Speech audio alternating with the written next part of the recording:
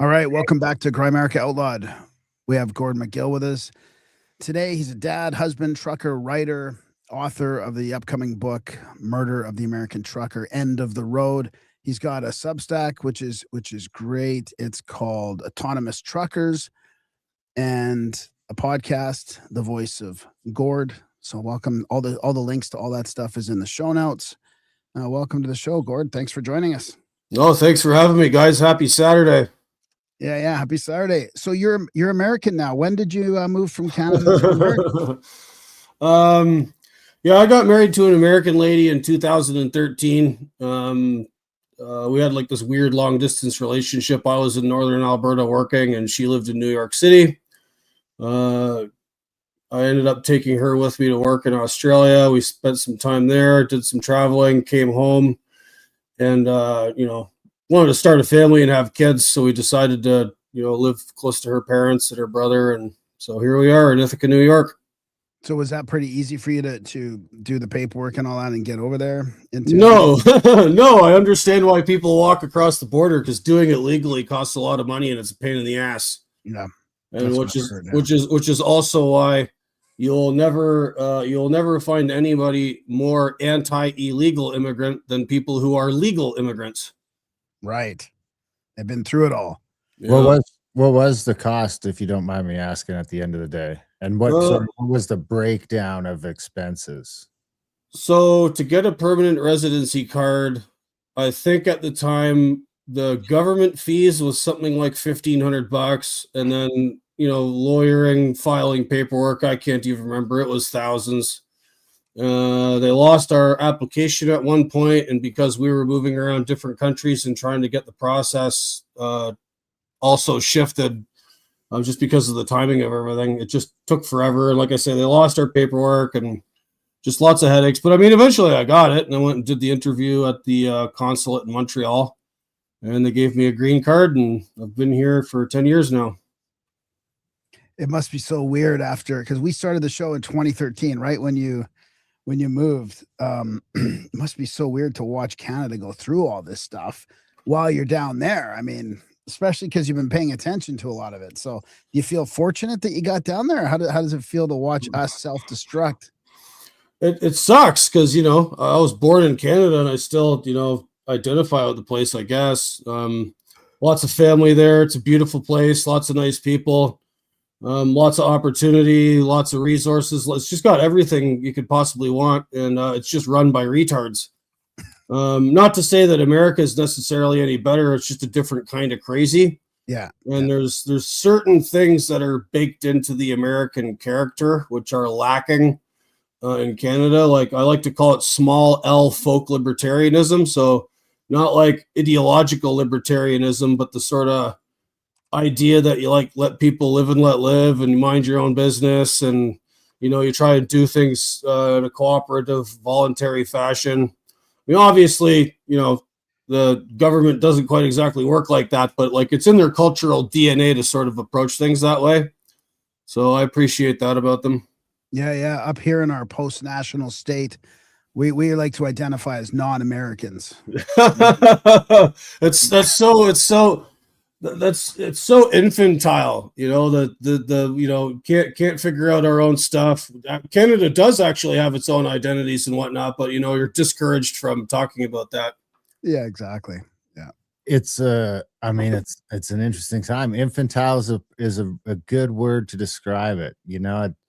I maybe would have pushed back on that at some point, but I think since the election of Donald Trump, I don't think there's a better word to describe it across right from whoever gets it, 20-year-olds to 90-year-olds, with it seem to be more at the upper age of the spectrum that gets it worse, ironically, and are more infantile. I mean, the hockey thing it seems to be the icing on the cake. I mean, when you've got the Canadian reporters and the Canadian media are upset now, and they're talking about trading players out of cities because they won the US gold medal. I mean, we might as well be Russia at this point. That's what it really does sort of start to remind you. And it's ironic because of the synchronicities between this and that.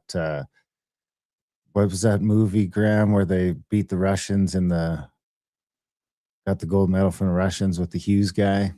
Miracle on Ice. Miracle on Ice. Yeah. So we just did a rundown a couple weeks ago or last week about how the guy who scores the game-winning goal this year, John Hughes, was it John Hughes? Jack Hughes is the same player who gets cut in Miracle on Ice. Same name. Yeah, same name. So, but yeah, it's just interesting now to see that sort of. It never used to be like that, and I mean, the rumor going around now is that Wayne Gretzky wanted to go in and give these guys a pep talk before the gold medal game, and they were like, "Nah, man, fuck you." But it all seems to boil down basically, if you met with Trump, fuck you. And I mean, who wouldn't meet with the president? I mean, I'm not even like I don't like the government, and I don't like it's if anything, it's a chance to maybe speak your mind. But I mean, not many people get the opportunity to meet with the guy running the country for a photo op. I mean, obviously, most people. What would you do, Graham, if you had the chance to go get your picture taken with Carney? Would you take it? Oh, I don't know. With Carney, I don't know. That's a good question. And throwing me a curveball there. I don't know.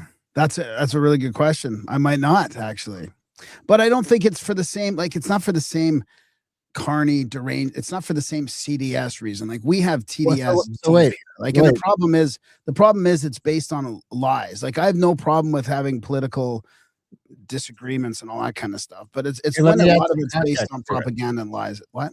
Let me add some context to it. Let's say that because you played hockey at a high level, right? Well, no, not ice hockey. Pretty high level, like ice hockey. So just what if you won the gold medal and you're supposed to go meet Cardi? Oh, yeah. As a team, I would. Yeah, of course. Yeah. It would seem crazy not to, right? It seems like, I don't know. It's the politicization is like getting into everything. Yeah. You know, it's like some of these things seem like they're immune. Maybe the sports. I don't follow sports close enough to know. I mean, maybe it was. I mean, they all sort of fell into COVID lockstep, but that was in some ways out of their control. But I don't watch it regularly enough to at least have it be that politicized. But when I was watching like Olympic hockey, I think the last Olympic game I watched was probably like the 2010 one, right? Was that when they won in Vancouver? Yeah. We were into it. We were watching, but we didn't hate the Americans over it. You know, it's just like we wanted to win. We did win. If we didn't win, I don't think it would have been a big deal. You know, like we've lost other tournaments to other people and not hated them over that. And this is a real childish way to react to. Didn't Vancouver have some kind of riots when the Canucks lost at some point here a few years back? I seem to recall a pretty substantial, burning of vehicles and chaos in the streets of Vancouver. Yeah, every time they lose, because they did the same thing. Like I was a Canucks fan back. I think it was 93 or 94 when they lost to the Rangers, and I lived there. They burned the city down then too.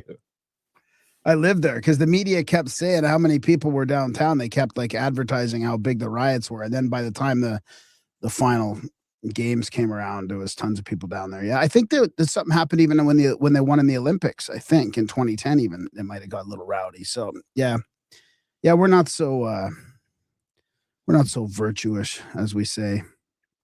We did pretty good here, I gotta say. We had the Red Mile when the Flames did the Cup run in 2004. It didn't win. They lost in 7 games, and we didn't burn the city down. I mean, there was big celebrations downtown.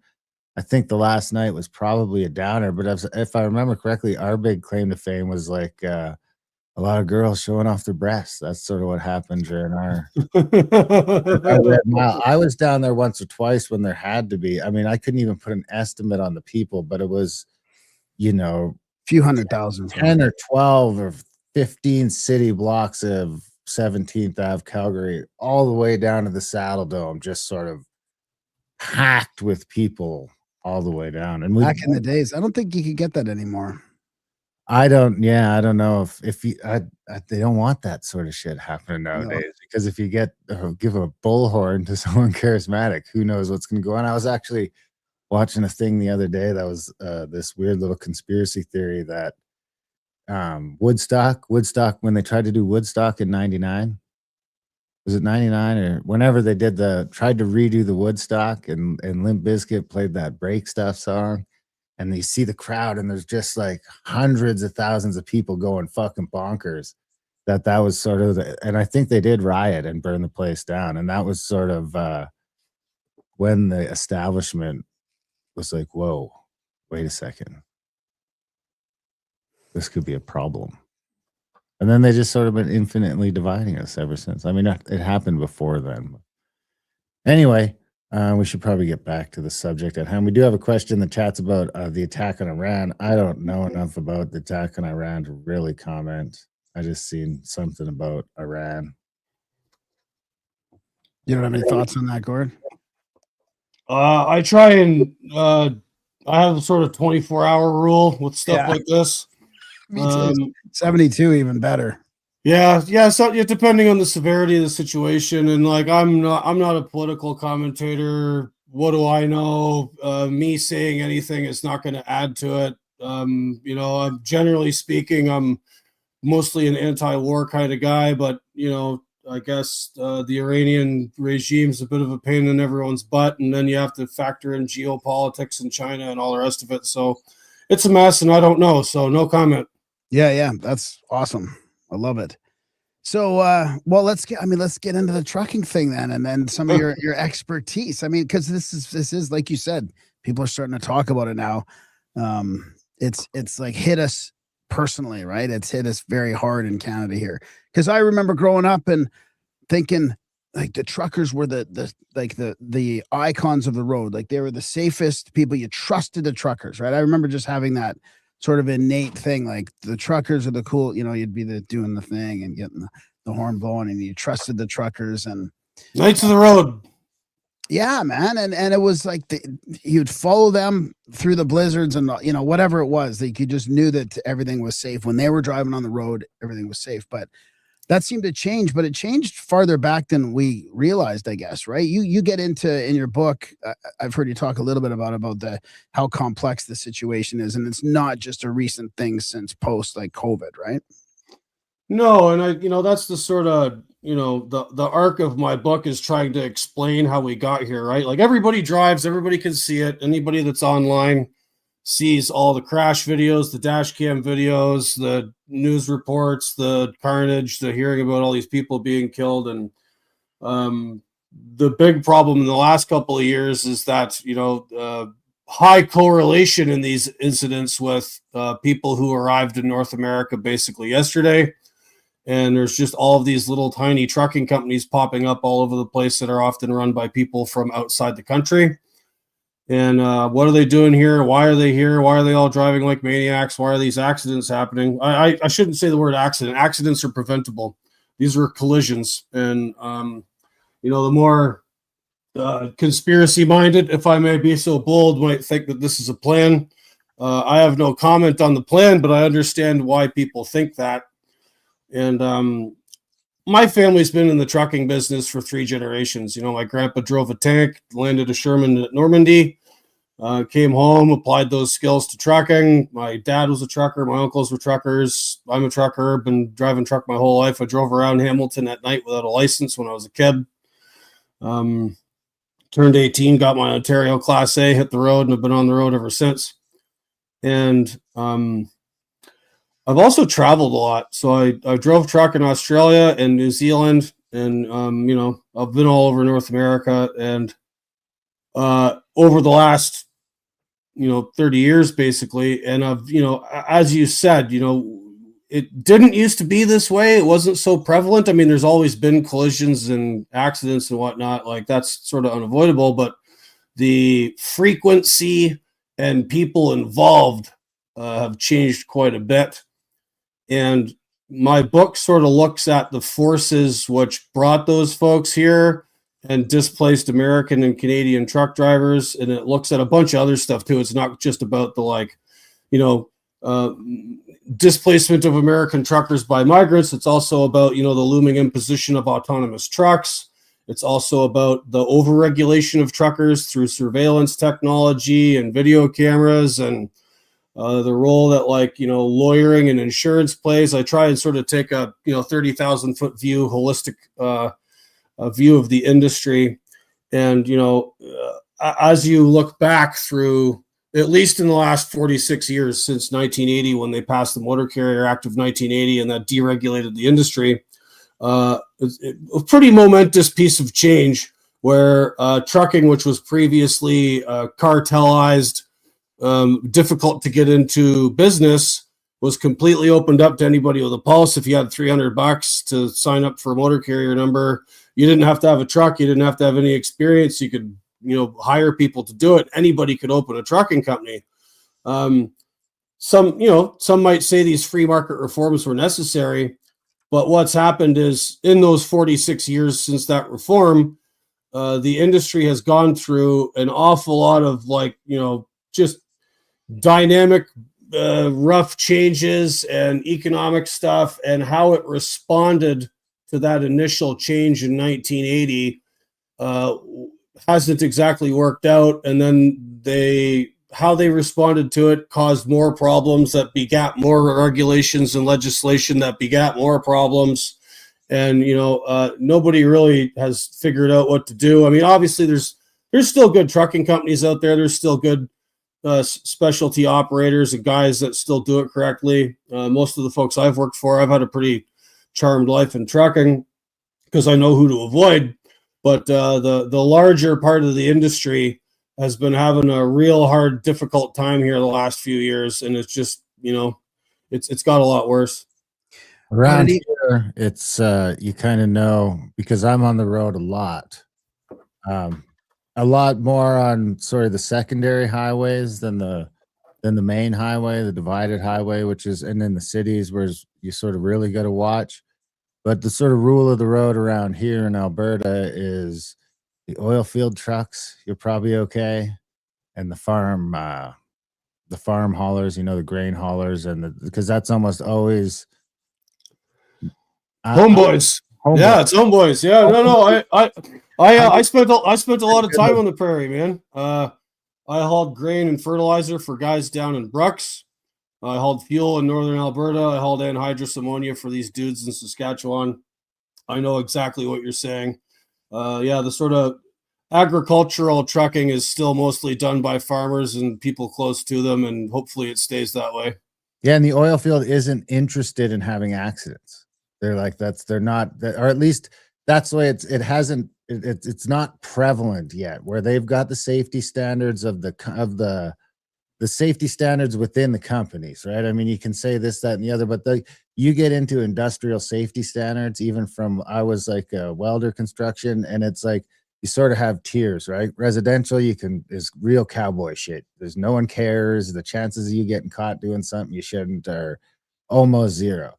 Then you get into commercial, and it's sort of a whole different ball game depending on the scale of what sort of commercial you're in. But you get into like needing safety officers. You have to start doing all this paperwork, and then you start looking at industrial, and it's like through the roof on top of that. Right now, they've got legislation where you got to go like put a lock on this fucking thing you're working on. 3 different people have to put a lock to hold this thing together. I mean, when I worked in the mine, and on the oil field here, safety is it's really hammered home. I mean, you still do some sketchy shit, don't get me wrong, but they're not ready to turn over their trucking to the lowest bidder. I mean, not only because of the safety culture, but also because they're driving around pieces of equipment that are worth millions and millions and millions of dollars. That's true. Yeah. My experience working in the oil patch in northern Alberta is the energy companies are like extremely anal about that stuff, and they have very high risk profiles. They've also been beaten up in the media forever as the bad guys, so they don't want any nonsense. And yeah, everything you just said is true. Starting to see little nibbles around the edges of that here in the States with the fracking industry. So the guys that do hydro fracking, they use a lot of sand, particular silica sand in that process. And there's been a change in how they move the sand around. It used to be it would go in a specialized dry bulk trailer and then blown off with vacuums, blowers on the truck, and you sort of had to know what you're doing. And they've made that into a containerization program. So they have these things called sand cans that go on these sort of like low bed trucks.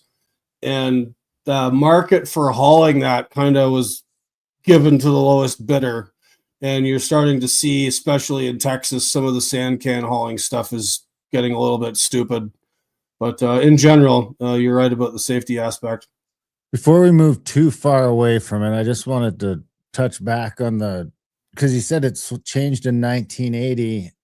Do you think we would have been better under the old way? You mentioned a trucking cartel and it was hard to get into. What did that sort of look like? And do you think we'd be better if that would have just played out until now?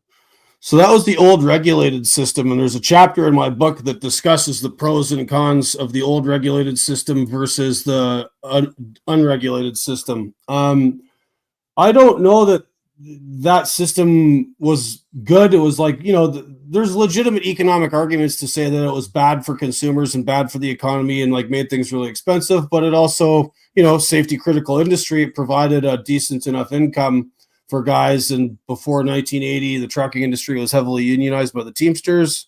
There's pros and cons to all of this. I think those reforms, the deregulatory reforms, were necessary. I just think they swung too far in the opposite direction. There should have been more barriers to entry into getting a truck driving operating authority. Having a pulse and $300 is not enough. But, the previous cartelization was also sort of bad. So. Yeah, I heard you talking to Bonehead Truckers, the guy from Bonehead Truckers. And Ike, he's great. Yeah. You were talking about before we had the sort of the immigration problem, there was another problem where they were talking about the trucking industry, like you needed truckers. So it was almost like a myth that you were always short on truckers. So they'd bring people in that, just throw them into trucking, like throw these people that are unskilled or maybe that aren't good for the job, just throw them into trucking. So when did that happen? And was that something that should have been stopped or not let happen? Or was that worse in the States than in Canada, for example? Well, it looks a little different in each country. So what you start seeing happen in the late 1980s is after the deregulatory reforms come in, you get lots more competition, prices start going down. And so they had to make cuts somewhere. And so driver pay also went down, and a lot of guys just started quitting and moving into other jobs, and that's fine. And that's just, that's life. But instead of, the thing that pisses me off about the sort of free market types, who I am one of, I like to consider myself a free market dude, is everyone demanded the deregulation of the industry. The deregulation had certain advantages, but it also brought certain challenges, right? So they wanted that deregulation, they got it. Now there's a free market in trucking. What they did not want was a free market in labor, because, labor is a commodity like anything else. You start losing it, people don't want to work for you. That means you need to bid the price back up. Well, they don't want to pay. It's difficult for them, and they just rather not do it. So around 1987, we see this white paper come out from an organization called the American Trucking Associations, who are still around and are like one of my enemies. I would like to see them destroyed, and the earth salted where their office once stood. They came up with this driver shortage narrative, right? So they start saying there's not enough truckers.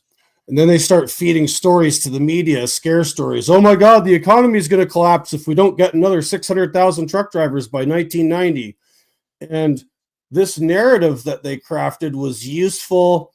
It became useful over time to get money from the government to help their member carriers. So if you're a big trucking company that can't keep your drivers and you're turning them over, and a lot of really large trucking companies in the United States have 100% annual turnover.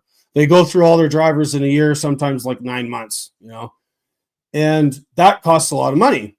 They don't want to pay more. They don't want to do anything to change their operations or, work with their customers to fix other problems that truck drivers encounter. So they just got the government to pay for the training programs. So you see this term comes around at the same time called CDL mills. So a lot of the big carriers have their own truck driving schools, and they were able to offload the cost of those schools either onto the students themselves or onto the taxpayer. So it sort of created this sort of corporate welfare program that nobody ever criticized as such, right? So if someone keeps coming back to the government saying we need money for training, there's all these jobs we have, but the people are quitting, it would behoove the government to say, hey, man, we're just throwing money at you guys. But like, what's the problem with the jobs that you keep coming to us for money for these truck driving schools? But because in America, and to a lesser extent Canada, as soon as you say the word job, like people turn their brains off. Jobs are good. Oh, hey, you got a job, Puritan work ethic. And nobody ever questioned the shortage narrative. Nobody ever said, well, hold on a minute. Maybe if you pay these guys more, they'll stick around and they won't quit. Maybe it's a retention problem. Why is this the taxpayer's problem? Why does the government have to subsidize this? Nobody starts asking those questions till a few years ago. And this sort of system, the existing truck driver training system, which is downstream of this bogus shortage narrative, starts running into other changes in society, right? So you've got like open border stuff during Obama and, Bush letting in more people. And this, the Americans have had a trouble with their border and with like third world labor for a long time. This isn't new. It just got really ramped up during Biden. So that starts happening. And then the internet happens and, people start doing their homework about the trucking industry before they sign up for these courses. And they're like, why would I go work for this company that's going to keep me on the road for weeks at a time? They don't pay me for any of my delay time. There's no overtime pay. Like this job sucks and like everybody keeps quitting. So they start having a hard time getting Americans to sign up for it. And so lo and behold, now we have all these migrants showing up here. And so the new thing is, well, let's put them trucking, right? There's always been sort of seasonal work visas that like different areas of the trucking industry have brought drivers in from Central America to help with like agricultural harvest, stuff like that. But what happens under the Biden administration is, well, COVID. So things start getting really, really weird during COVID, okay? We have a demand spike for trucking. So first off, everybody goes home. There's a brief spike because everyone's like overbuying toilet paper and turning into a prepper overnight. And then by 2021, there's another huge spike in demand because the government's giving everybody money to stay at home. And so everyone's ordering everything on Amazon and various other online outlets, and online shopping goes crazy. And so the trucking market was really hot in most of 2021. Okay, fair enough.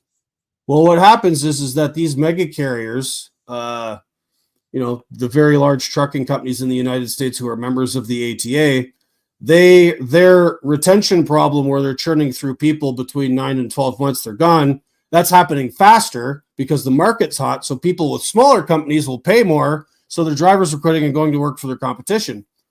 And, so the ATA comes to the Biden administration and says, hey, we need more drivers, right? They don't say we need to pay the ones we have and figure out how to keep them and let the market do its own thing. We need more drivers. So the Biden administration commissions this thing called the Biden-Harris Trucking Action Plan Task Force. And they bring all of these different people from the trucking industry together to talk with, at the time, Transportation Secretary Pete Buttigieg and his friends from McKinsey Consulting. Oh, no. Oh, yeah, McKinsey's up in this. Oh, yeah, psychopaths. So they have these meetings, and they talk to everybody in the industry, like across the spectrum. So they hear from like OIDA and the Teamsters and the Punjabi American Trucking Association and Real Women in Trucking and all these different advocacy groups, and they hear from academics. They get all this expert testimony, much of which tells Biden there's no shortage of drivers. There's a shortage of pay. The industry has a retention problem. Data scientists from MIT told them that the supply chain crisis with trucking is capacity utilization. Trucks wait too long to get loaded and unloaded at all the different distribution centers and factories and places they go to because, the people that work there are lazy or their systems aren't like suited to the volume of trucks. Fix that and you'll get 40% of your truck capacity on the road again. What does the Biden administration do? They ignore all that. They go with the corporate lobbyists at the ATA. We're going to figure out how to get more drivers.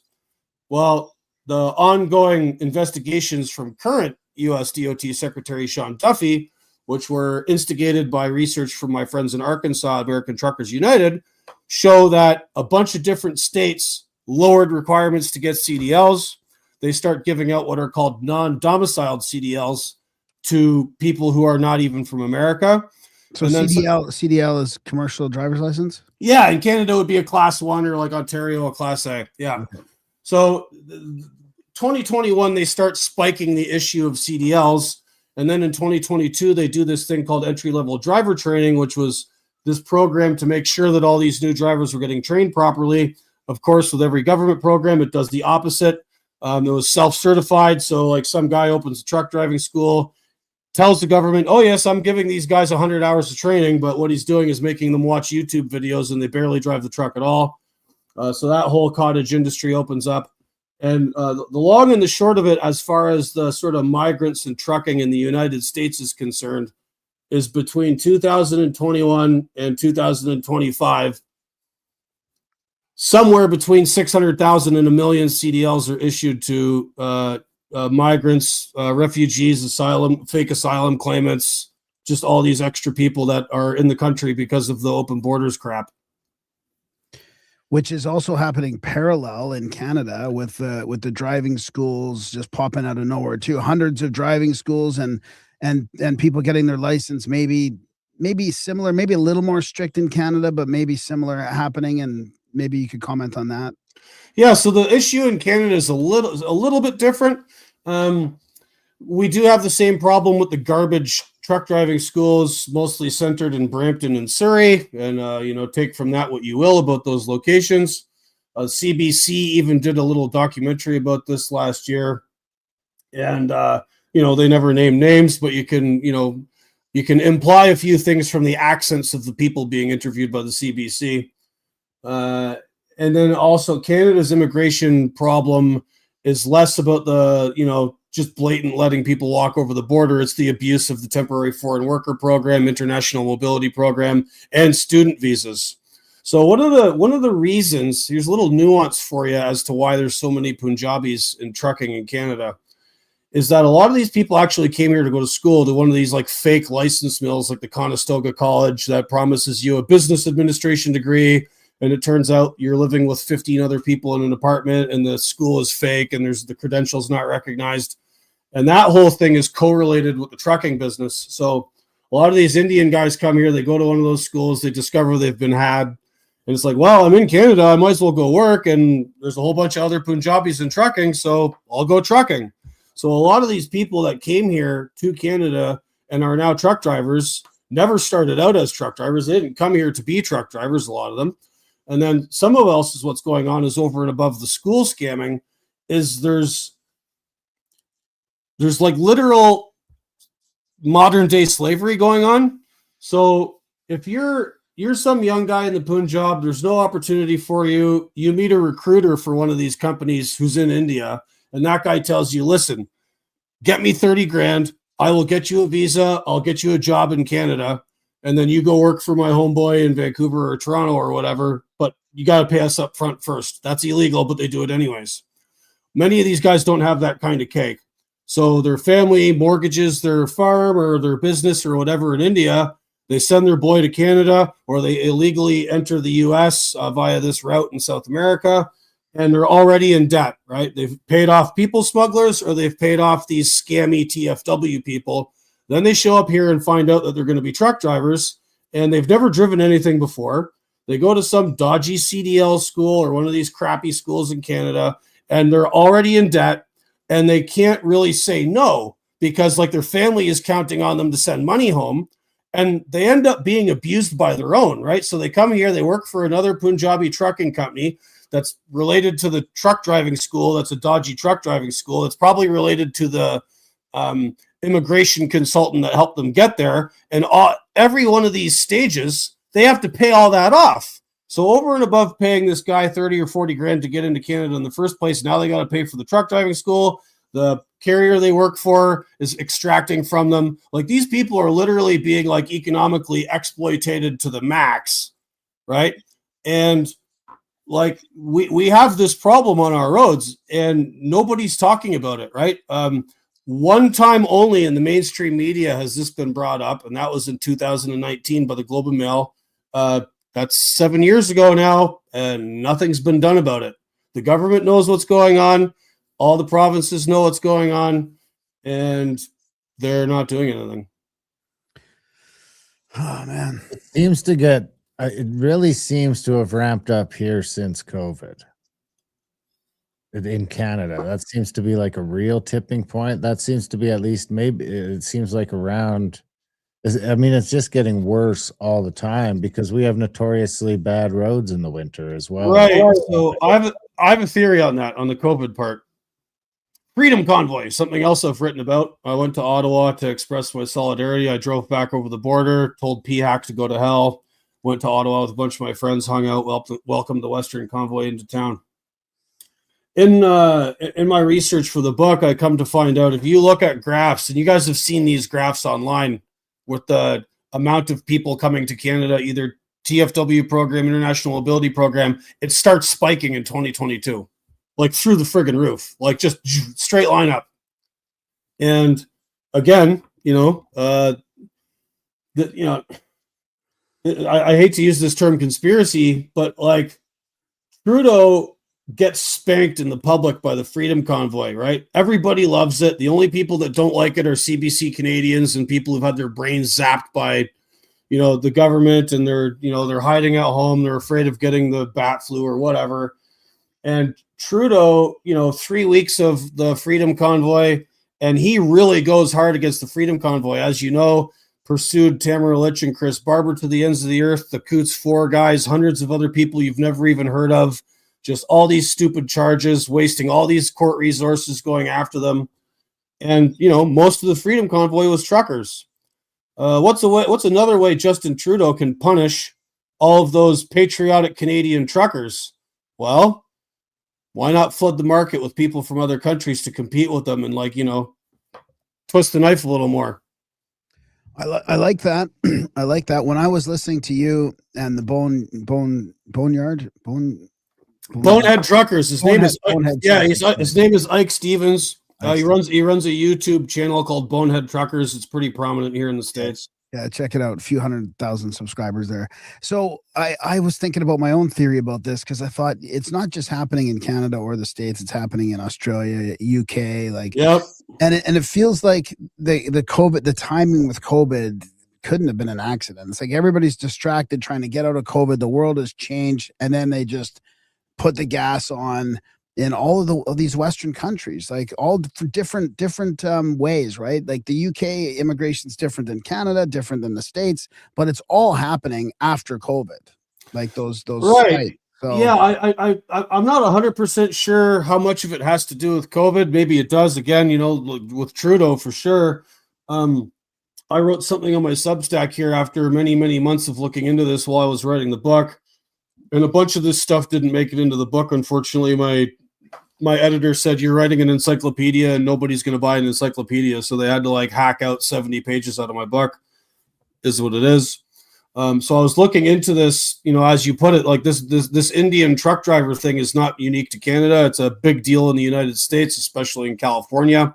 It's big in Indiana. There's a few states where these guys have clusters of all these companies.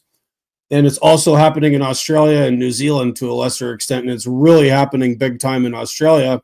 And one of the things that's going on here in Canada is there's been committees in Parliament about this thing called Driver Incorporated. And that term was like a name that the Canadian Trucking Alliance, who's like the Canadian version of the ATA, gave to a tax avoidance scam where trucking companies do not hire drivers as employees. You're considered a contractor, even though the relationship is as an employee driver. You're driving their truck, you're taking their directions, hauling their freight. There's no independent employment going on here, right? It's misclassification. That program has ramped up in Canada at the same time as all of these guys from the Punjab and other countries are flooding into the market. The same thing happens in Australia, and it's called sham contracting, where you have an ABN number, an Australian business number, and instead of being an employee driver, you are a contractor, even though the relationship is you're basically an employee. But what that does is the employer doesn't have to pay here in Canada pension plan, employment insurance, payroll tax. There's all kinds of money that the government's not getting. And then the driver is also not getting any benefits or anything else out of it, right? Overtime, all kinds of stuff. No, right? yeah. So the CTA, whom I loathe, are correct about the effects that it has on the market, because it makes it allows these companies to undercut vastly undercut the rate structure of like indigenous Canadian trucking companies that are from here that employ Canadians. And it makes it very difficult for them to compete because these other guys, they're just not paying the same taxes everybody else is. Yeah, that's a really good point.